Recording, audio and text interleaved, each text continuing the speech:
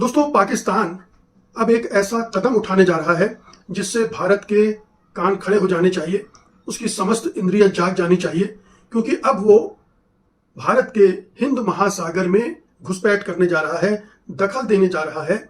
और ये एक बड़ा डेवलपमेंट है हिंद महासागर में, जो पाकिस्तान अपनी नई हासिल की गई पनडुब्बी के जरिए करना चाहता है।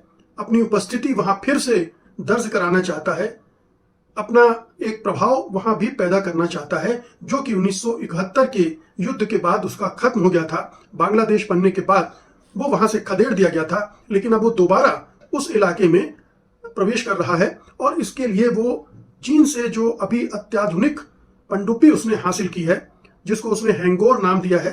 हैंगोर नाम क्यों दिया है इसके बारे में भी मैं अभी आपको बताऊंगा, लेकिन ये बहुत ही अत्याधुनिक पनडुब्बी है।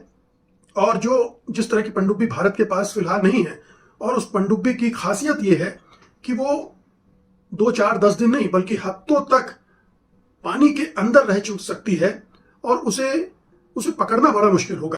बड़ी खबर हिंद महासागर से जुड़ी है, जहां 1971 के युद्ध के बाद पहली बार पाकिस्तान बंगाल की खाड़ी में अपनी पनडुब्बी उतारने की तैयारी कर रहा है। जी हां, चीन में बनी नई हंगोर क्लास पनडुब्बी को लेकर पाकिस्तान की रणनीति। एक तरफ ये भारतीय हमें अपनी नेवी की आए रोज धमकियां दे रहे हैं कि अब की बार जो ऑपरेशन सिंदूर 2.0 होगा वो नेवल साइट से हम पाकिस्तान में घुसेंगे।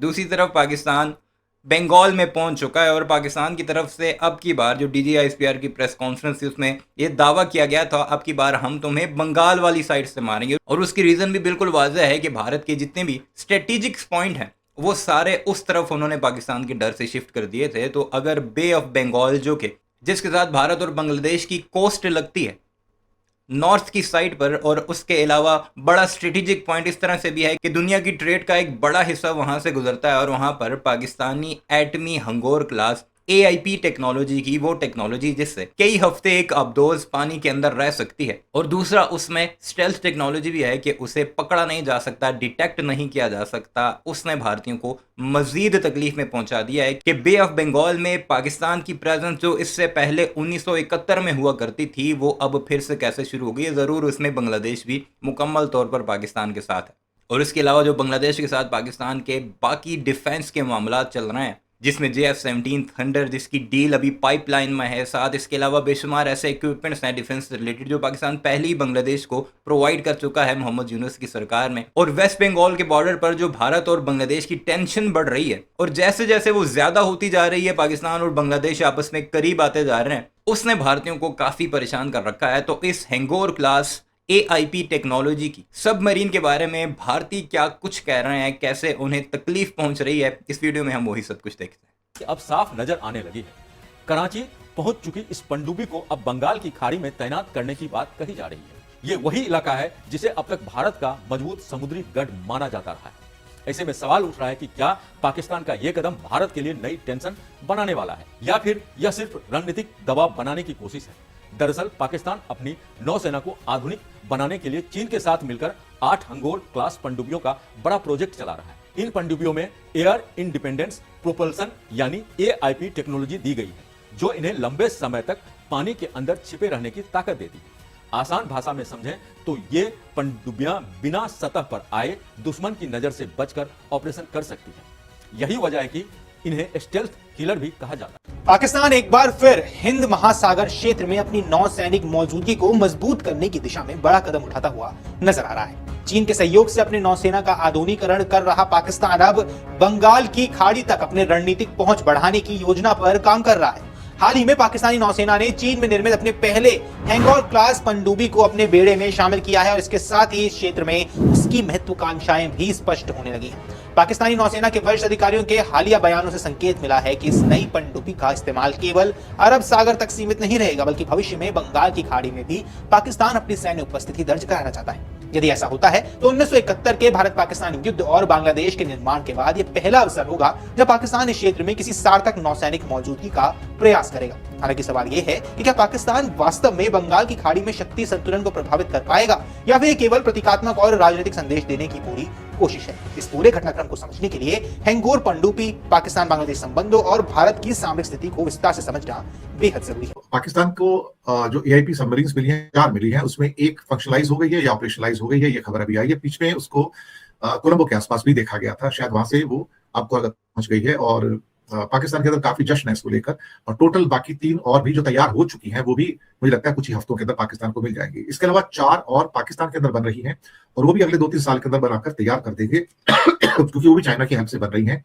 सिर्फ यहाँ पर असेंबलिंग होगी उसकी, लेकिन चाइना की जो स्पीड है शिप्स को बनाने की, सबमरीन को बनाने की, वो एक एस्टॉनिशिंग स्पीड है। जिस स्पीड से वो बनाते हैं, जो स्केल है उनका, वो काफी बड़ा है। ये एआईपी क्लास की, हंगोर क्लास की इनकी सबमरीन्स हैं जो काफी लंबे समय तक पानी के अंदर रह सकती हैं। इंडिया के पास तो खैर अभी एक भी इस लेवल की एआईपी क्लास की सबमरीन्स नहीं है। हालांकि इंडिया के पास 2 न्यूक्लियर सबमरीन्स भी हैं और कुछ किलो क्लास वाली पहले पुरानी वाली थी, कुछ अभी नई आई है, तो करीब 6 नई सबमरीन्स भी हैं इंडिया के पास, लेकिन वो एआईपी क्लास की नहीं, उससे लोअर क्लास की सबमरीन्स। जो पनडुब्बी पाकिस्तान ने चीन से हासिल की है उसको वो हिंद महासागर के में तैनात करेगा, जो कि 1971 के युद्ध के बाद पहली बार होगा। फारूक ने इसे गेम चेंजर भी बताया है। अब ये समझने की जरूरत है। देखिए, महत्वपूर्ण बात यह जो मैंने अभी आपसे कहा कि हैंगोर नाम क्यों रखा गया है। हैंगोर नाम इसलिए रखा गया है कि 1971 में पाकिस्तान की का जो एक पनडुब्बी थी पीएनएस हैंगोर, उसने इंडियन नेवी की आईएनएस खुखरी को डुबो दिया था। हालांकि पाकिस्तान उस युद्ध में हारा था, लेकिन ये उसके लिए एक बड़ी उपलब्धि थी।